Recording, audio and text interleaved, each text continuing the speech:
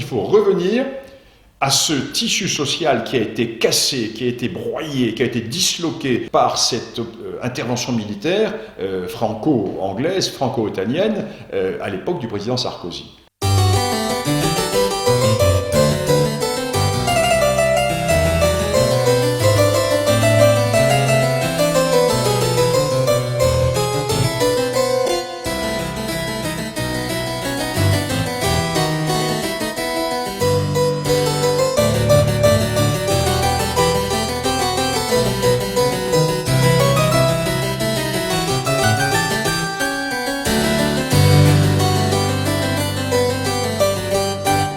Alors je viens donc de publier cette histoire de la Libye des origines à nos jours, histoire et géopolitique de la Libye, parce que il n'y avait rien d'équivalent en librairie, aussi bien en France qu'à l'étranger. Une histoire de la Libye depuis les origines, c'est-à-dire depuis les premiers hommes. Mon livre débute il y a plus d'1 million d'années et il s'achève aujourd'hui en 2015. Alors pourquoi ce livre sur l'histoire et la géopolitique de la Libye ? Tout simplement parce que l'on parle beaucoup de la Libye fait l'actualité tous les jours, et les journalistes, les médias en général, et les experts, ou du moins ceux qui s'autoproclament experts, expliquent non pas les événements, mais le quotidien. Ils ne mettent pas en perspective, ils ne font que décrire une situation. Situation apocalyptique, le chaos libyen, les milices qui se battent les unes contre les autres, les islamistes qui sont à la veille de prendre le pouvoir, l'intervention des pays voisins, mais jamais l'on n'a une analyse en profondeur. Or, ce que j'ai voulu faire avec ce livre, Histoire de la Libye, c'est mettre les faits en perspective, c'est-à-dire montrer que nous sommes dans de la permanence, nous sommes dans la longue durée. Et ce qui est absolument fascinant pour l'historien, c'est de voir que tout est tribal en Libye. Et quand vous travaillez sur la période byzantine, par exemple, vous retrouvez exactement les mêmes phénomènes. Et vous retrouvez même les mêmes tribus. Ce qui fait qu'il y a un continuum historique de plusieurs centaines ou de plusieurs milliers d'années. Or, les hommes politiques européens qui ont décidé d'intervenir en Libye pour renverser le régime du colonel Kadhafi, ont totalement fait l'impasse sur cette profondeur. Et c'est pour ça qu'aujourd'hui, la situation est ingérable. Donc, dans ce livre, j'explique pourquoi le pays est disloqué, mais je donne également les solutions pour essayer de reconstruire la Libye. Alors, si vous voulez, nous allons prendre les deux éléments. Le premier élément, l'histoire ancienne, qui explique l'histoire quotidienne, l'histoire contemporaine, et ensuite l'histoire contemporaine avec les conséquences géopolitiques et les moyens de trouver une solution. Comment essayer de pacifier la Libye ? Alors disons que la Libye, d'abord, n'existe pas. Les Grecs de Sparte, les Grecs de Santorin, dans les derniers siècles de la civilisation grecque, ont créé des colonies en Afrique. Et ils ont créé notamment la colonie de Cyrène. Et ils se sont installés dans cette région de Cyrène. Cyrène, c'est près de Benghazi à l'heure actuelle, qui va donner son nom à la Cyrénaïque. Et le nom de Libye vient d'une peuplade berbère, d'un peuple berbère que l'on appelle les Lébous. Et ces Lébous, nous les connaissons comment ? Nous les connaissons par les Égyptiens, par l'Égypte pharaonique. Car ces Lébous, ainsi que tous les berbères de Libye, se sont trouvés vers 1700-1800 avant Jésus-Christ, face à un phénomène que l'on qualifierait aujourd'hui de réchauffement climatique. Cette farce, n'est-ce pas, du réchauffement climatique, aujourd'hui, dire que l'on ne croit pas à ce réchauffement climatique va être peut-être aussi grave que d'avoir des propos politiques jugés vraiment totalement déviants, n'est-ce pas ? Aujourd'hui, il y a la religion du réchauffement climatique et il faut croire à cette religion. Si vous ne croyez pas à cette religion.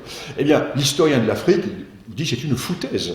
C'est une foutaise. Pourquoi ? Parce que l'Afrique a connu depuis des centaines de milliers d'années des phases de sécheresse et des phases de temps plus cléments. Il n'y a pas de climat anormal. La norme n'existe pas dans le domaine climatique. Il y a des variantes. Donc, ces populations berbères de Libye sont frappés vers 1700-1800 avant Jésus-Christ par un phénomène de sécheresse. Bon, il n'y a pas de moteur diesel à l'époque, il n'y a pas de climatiseur, il n'y a pas de Land Rover, il n'y a pas de centrale thermique. Il y a un phénomène qui nous échappe, mais cette sécheresse existe. Donc ils vont battre les frontières de l'Égypte et ils vont essayer de se réfugier, déjà les premiers réfugiés climatiques, puis c'est à la mode également ce terme de réfugiés climatiques, et ils vont essayer de se réfugier dans la vallée du Nil, et là ils sont bloqués par les Égyptiens. Et les Égyptiens les connaissent sous le nom de l'Ébou. Et ce nom de l'Ébou va être repris ensuite par les Grecs, et c'est ainsi que le nom de Libye va apparaître, le nom de Libye qui va être popularisé dans la littérature de l'Antiquité. Donc nous sommes en présence en Libye d'un vieux monde berbère, car ces populations sont berbères, et ces populations berbères vont être, pour certaines, très largement influencées par les Grecs, ceux de Cyrénaïque, et ceux qui vivent à l'ouest, en Tripolitaine, vont être influencés par Carthage. Donc il y a deux mondes qui sont déjà séparés. La Tripolitaine regarde vers l'ouest et vers Carthage, donc vers la Tunisie, et la Cyrénaïque regarde vers l'est, c'est-à-dire vers l'Égypte. Il n'y a pas de contact entre les deux ensemble, il y a un grand désert qui les sépare. Rome va prendre la suite et des Grecs et des Phéniciens. Rome va contrôler le littoral, mais va laisser l'intérieur complètement en dehors de sa zone d'influence.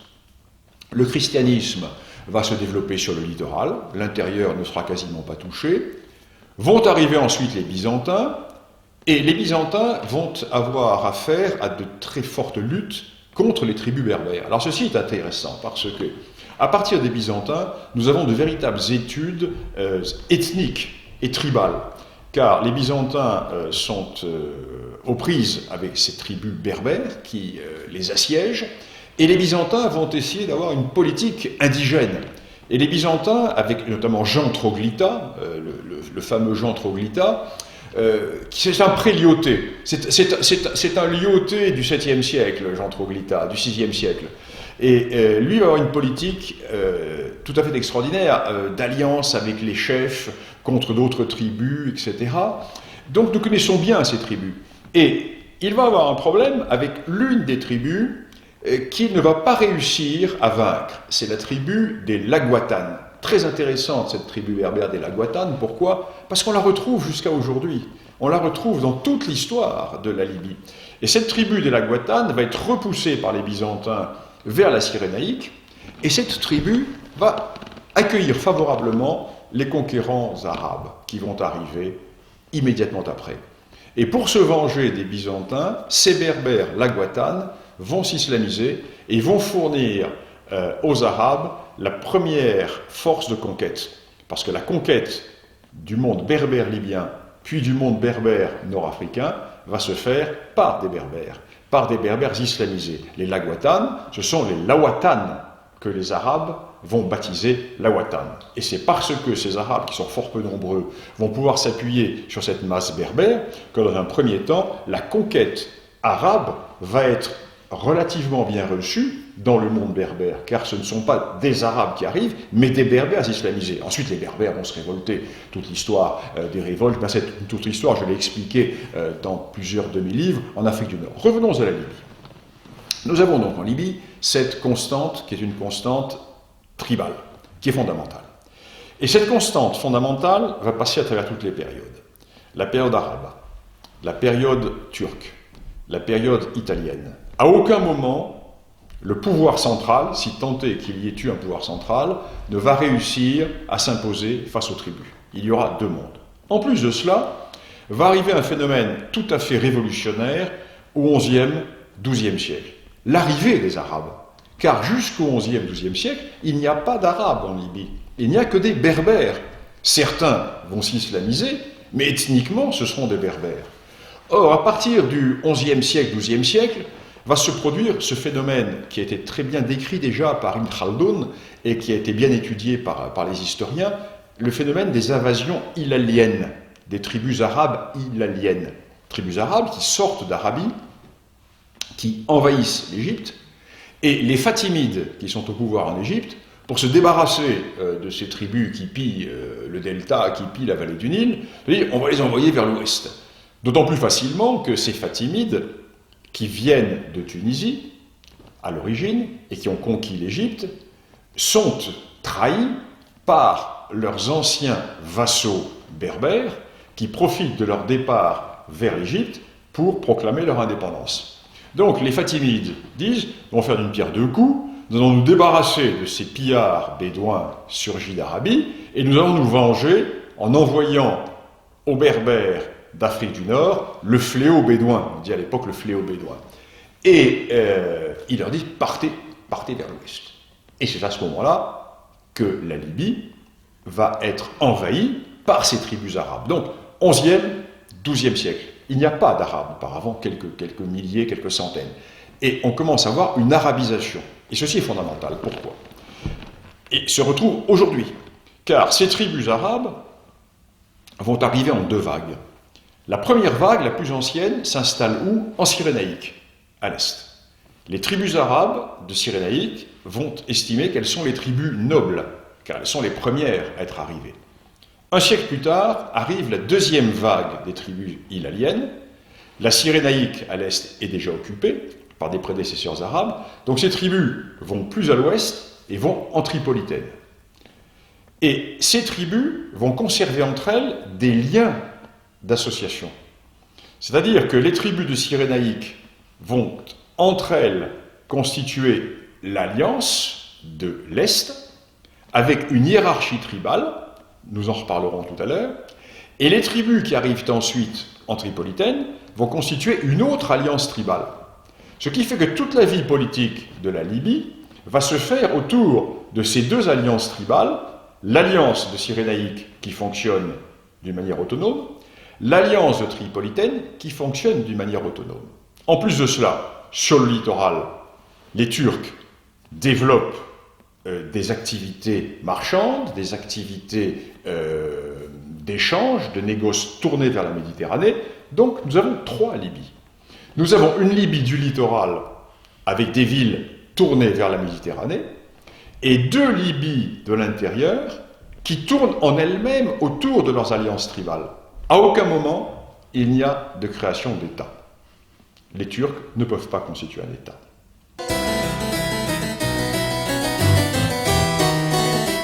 Arrivent les Italiens à partir de 1911. Les Italiens ont beaucoup de mal à s'implanter en Libye parce que les tribus résistent. Et finalement, disons que la Libye est sous contrôle italien à partir de 1928-1930, pas plus. À peine 10 ans, parce que dès 1941 ont lieu les offensives du Second Conflit mondial, les allers-retours, etc. 1943, la Libye est entièrement occupée par les Anglais et les Français. Les Anglais occupent la Cyrénaïque et la Tripolitaine, et les Français le Fezzan. La colonne Leclerc, qui est partie du Tchad, a occupé le Fezzan, la partie sud, la partie désertique de la Libye, et qui va rester française jusqu'en 52-53, n'est-ce pas? Donc, il n'y a à aucun moment de création d'État libyen. 1945, l'ONU décide que la Libye doit être indépendante. Les Britanniques, dans leur immense sagesse coloniale, et également avec une arrière-pensée, se disent « il n'est pas possible de créer un État unitaire, car la Libye n'a jamais existé. Il faut créer deux États, un État de Cyrénaïque et un État de Tripolitaine. » C'est une référence ethnographique qui est tout à fait logique. Il y a bien sûr derrière un petit intérêt, c'est-à-dire que les Anglais se disent si on crée une Cyrénaïque indépendante, elle sera dans l'orbite de l'Égypte. Or, l'Égypte est plus ou moins encore sous influence britannique. Donc les Britanniques se disent ça va nous permettre de bien conserver cette zone avec le canal de Suez.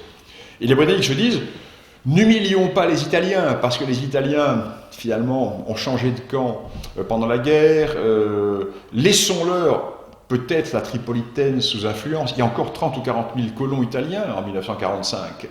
Et puis il y a les Français qui sont au Sahara. Les Français sont pas mal dans le grand ensemble. Alors peut-être que l'on pourrait faire une sorte de partage de ces régions sous une semi-autonomie, indépendance. Mais en tous les cas, pas d'État unitaire, car la Libye n'existe pas en tant qu'État. L'ONU dit non. L'ONU dit non et l'ONU impose une indépendance sous forme d'un seul État.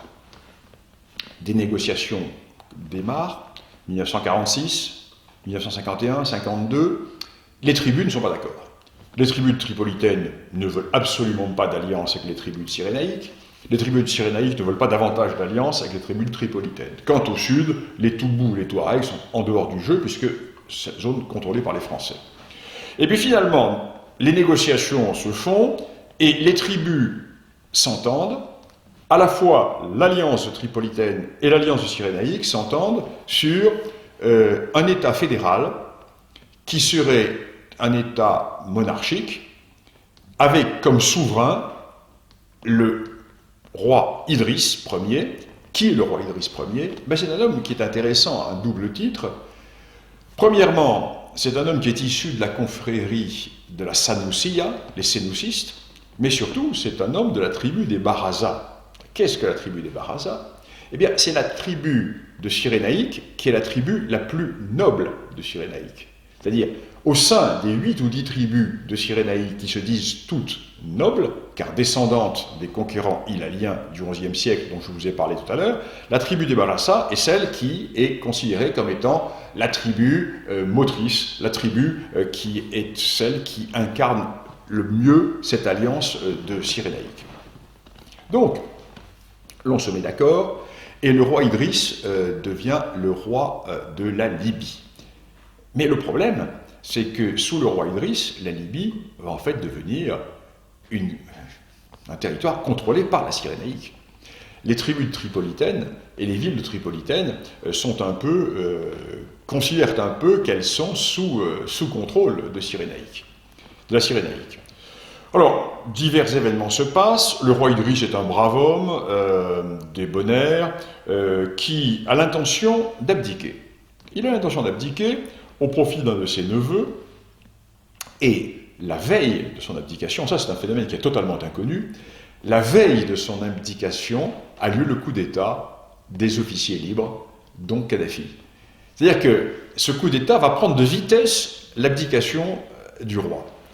Et ces officiers qui prennent le pouvoir, Kadhafi n'est pas un démeneur. Kadhafi va être le porte-parole, c'est lui qui va lire le communiqué à la radio, mais Kadhafi va se tenir à l'écart pendant plusieurs années, pendant 4 ans. Et qui sont ces officiers? Ce sont des Bédouins, ce sont des hommes de l'intérieur. Comme disait Kadhafi, nous sommes des hommes de la tente, nous sommes des hommes du désert. Kadhafi dit, moi je suis né à 20 km de la mer, mais je n'ai vu la mer que lorsque je suis rentré à l'académie militaire. Car nous sommes des hommes du désert, nous sommes des hommes de l'intérieur. Et il y a une phrase, que ferait le Bédouin que je suis dans cette ville perverse et mère de tous les vices? Donc c'est l'homme de la tente, c'est l'homme de la khaïma, c'est le Bédouin du désert.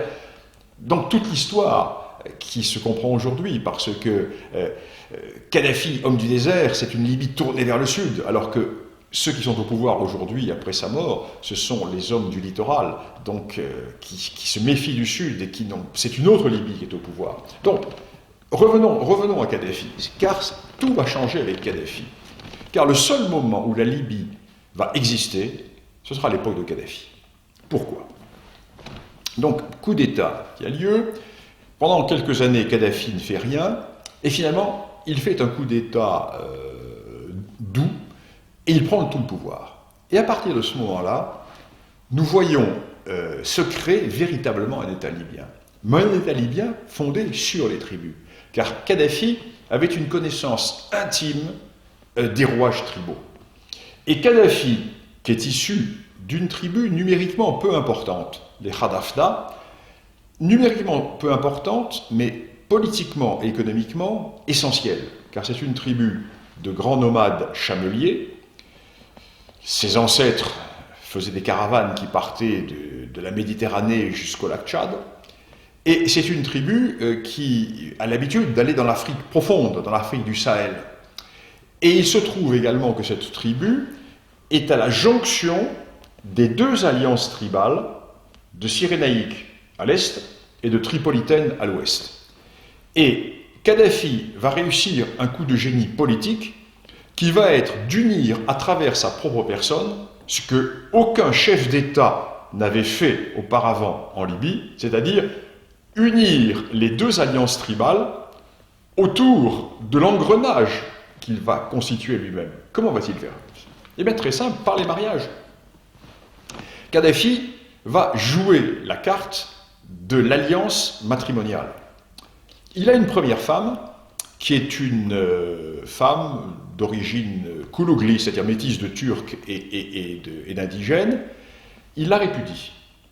Et il épouse une fille du clan minoritaire de la tribu royale des Barassa, une tribu du clan des Firkesh. C'est un petit clan de la grande tribu royale des Barassa. Ce qui fait que, par son mariage, Kadhafi lie à travers sa personne les deux alliances tribales. Il est lui-même issu de l'alliance des Red Sliman, qui est l'alliance de l'Ouest, et voilà qu'il va, par son mariage, être lié à l'alliance Hadil, l'alliance de l'Est. Donc le seul moment où la Libye va exister en tant qu'État, ce sera à l'époque de Kadhafi, car les deux alliances tribales vont s'incarner à travers sa propre personne. Alors avec des hauts et des bas, parce que nous sommes dans la logique tribale, avec des trahisons, avec des épurations, avec des massacres, etc. Mais la Libye va exister.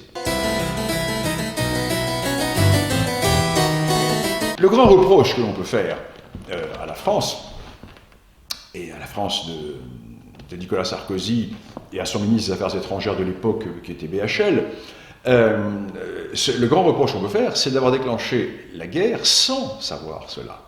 Parce que ils sont partis dans une logique complètement occidentale, dans une logique complètement européocentrée, en disant « il y a une dictature, nous allons la renverser pour mettre à la place un régime démocratique au nom des droits de l'homme, etc. » Mais ils n'ont pas vu que derrière, il y avait toute une alchimie tribale. Ils n'ont pas vu qu'ils ont rentré avec leurs grosses godasses de Parisiens dans la marqueterie tribale de Libye. Et ils l'ont cassé, cette marqueterie tribale. Le principal reproche que l'on peut leur faire, c'est cela. C'est qu'ils ont cassé le moteur même de l'existence de la Libye. Alors comment le refaire aujourd'hui? Comment le refaire? Parce que Kadhafi disparu, les deux alliances tribales ont repris, chacune a repris son autonomie, mais le plus grave, c'est que l'on se bat à l'intérieur des alliances tribales. C'est-à-dire qu'ils ont totalement tout disloqué. Tout disloqué. Alors nous nous trouvons dans une situation qui est assez claire. Alors, je passe sur la vie politique libyenne qui a peu d'intérêt, ceci n'importe qui vous en parlera, la période de Kadhafi, le Kadhafi terroriste, et puis ensuite le Kadhafi qui se refait une virginité politique. Mais bon, ça c'est de l'événementiel qui ne m'intéresse pas. Moi je travaille dans la longue durée, j'essaie d'expliquer les faits, j'en parle bien sûr dans mon livre, mais moi ce que j'ai montré surtout, c'est cette longue durée de l'histoire libyenne, sans laquelle on ne peut pas comprendre ce qui se passe aujourd'hui. Cette longue durée qui est fondamentale et qui fait qu'aujourd'hui, le pays est en perdition. Le pays est en perdition parce que le choix est très clair. C'est ou les fondamentalistes musulmans qui prennent le pouvoir, ou les tribus qui réussissent à s'imposer. Mais les tribus ne peuvent plus s'imposer, puisque ce qui faisait leur unité a disparu. Et même si elles réussissent à s'imposer, elles vont s'imposer en Cyrénaïque ou en Tripolitaine, mais la Libye telle que nous l'avons connue n'existe plus. Comment la refaire? Il faudrait retrouver un système d'alliance. Alors, il y a des possibilités, bien entendu, dont nous pourrons peut-être parler tout à l'heure, mais le plus important, c'est de voir que ce qui se passe aujourd'hui en Libye se trouve être très exactement dans le prolongement de l'histoire ancienne. Alors, je vous prends un exemple très simple. Aujourd'hui, dans le sud de la Libye, il y a des combats quasiment quotidiens entre une population du sud de la Libye que l'on appelle les Toubous et, on nous dit, les Arabes. Ces Toubous, et là j'en reviens à la géopolitique, sont à cheval sur la Libye et sur le Tchad. Tout le nord du Tchad est peuplé par les Toubous. Et les Arabes qui se battent contre les Toubous, ce ne sont pas tous les Arabes, c'est une tribu arabe. C'est la tribu des Ouled Slimane, ou des Ouled Solheim. Qui sont ces Ouled Slimane? Bien, c'est une tribu, et là nous sommes dans la longue durée. Alors bien entendu, le président Sarkozy ne savait pas cela quand il a déclenché la guerre, et BHL encore moins. Mais le travail de l'historien, c'est justement d'essayer de montrer cela, et de montrer que l'on ne travaille pas dans ces mondes complexes avec uniquement des spasmes contemporains. Si l'on ne connaît pas l'arrière-plan, l'on ne peut pas avancer. Ces Ouled Slimane est une des principales tribus d'Arabes, ou prétendus arabes, de Libye. Ces Ouled Slimane étaient également des grands nomades, qui étaient alliés au Khadafla et qui commerçaient depuis la région du golfe des Sirtes jusqu'au lac Tchad. C'était une tribu marsène à l'époque des Turcs. Qu'est-ce qu'une tribu marsène? C'est une tribu qui était dispensée de l'impôt et qui, en échange de sa dispense de l'impôt, était au service du gouvernement pour lever l'impôt chez ceux qui ne voulaient pas payer l'impôt. Je vous ai dit une bêtise, ce n'était pas une tribu marsène des Turcs, c'est une tribu marsène des Karamanli. Karamanli qui étaient des Koulougli qui avaient créé une dynastie en Égypte. Les Turcs arrivent, reviennent en 1835, et les Ouled Slimane se battent contre les Turcs. Les Turcs engagent une répression très féroce, et ces Ouled Slimane vont en grande partie quitter la Libye et venir se réfugier autour du lac Tchad, où ils constituent aujourd'hui un des noyaux arabes du Tchad, parce qu'au Tchad, il y a des Arabes. 1941, la colonne Leclerc, le général Leclerc, le colonel Leclerc, monte vers Koufra. Il emmène derrière lui les Ouled Slimane. Car les Ouled Slimane se disent, nous allons pouvoir reprendre nos territoires en suivant les Français. Donc les Ouled Slimane remontent derrière la colonne Leclerc. La colonne Leclerc prend Koufra. Les Ouled Slimane reviennent en partie. Et les Ouled Slimane vont vouloir récupérer les territoires que les Toubous leur avaient pris, puisque eux avaient évacué la zone. Donc les Toubous étaient venus s'étendre sur leur zone de nomadisation. Ce ne sont pas des zones homogènes, ce sont des zones en patchwork, n'est-ce pas? Et aujourd'hui, que se passe-t-il? Mais il se passe que l'autorité de l'État n'existe plus en Libye, et que, au nom de la longue histoire, les Ouled Slimane se battent contre les Toubous pour récupérer leur territoire. Et les Toubous disent, mais les Ouled Slimane veulent nous évincer de notre territoire. Oui, mais il y a un siècle, il y a 2 siècles, les Ouled Slimane étaient dans la zone qu'occupent maintenant les Toubous, dans une partie du territoire Toubou. Donc, si vous ne savez pas cela, si vous ne connaissez pas cela, comment voulez-vous expliquer les événements? Vous décrivez ce que font les journalistes. Ah oui, les Arabes et les Toubous se battent dans la région de Koufra ou dans la région de Khat. Oui, très bien, ça ne vous avance pas.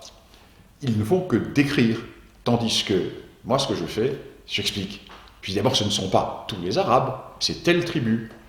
Alors, ceci est fondamental, c'est toute la différence entre le journaliste et l'historien. C'est pour cela que j'ai fait ce livre, sur la longue durée, pour expliquer cette histoire de la Libye sur la longue durée. Alors je vous le disais tout à l'heure, je donne également des solutions. Les solutions, c'est le retour au réel. Alors vous me direz, bien entendu, un fleuve ne remonte pas à sa source. Oui, mais comme disait Charles Maurras, un malade est content de retrouver son état antérieur qui était la bonne santé. Et donc, là, la seule solution, il n'y a pas 36 solutions en Libye. Ou bien l'anarchie se développe, et d'une manière ou d'une autre, les fondamentalistes musulmans vont prendre le pouvoir, avec toutes les conséquences géopolitiques régionales et internationales, ou bien nous laissons la Libye refaire son organisation traditionnelle. Et son organisation traditionnelle ne peut passer que par la prise en compte des tribus. Or, aujourd'hui, les cerveaux haineux du ministère des Affaires étrangères ne peuvent pas concevoir cela, puisque pour eux, tout ce qui est ethnique ou tribal, en dehors de la mode ou des restaurants du quartier latin, n'est-ce pas, c'est quelque chose qui est insupportable, car cela va contre l'homme universel, citoyen du village terre. Tout ce qui est enracinement est combattu par leur universalisme. Donc ils sont face à une contradiction, les réalités tribales qu'ils nient.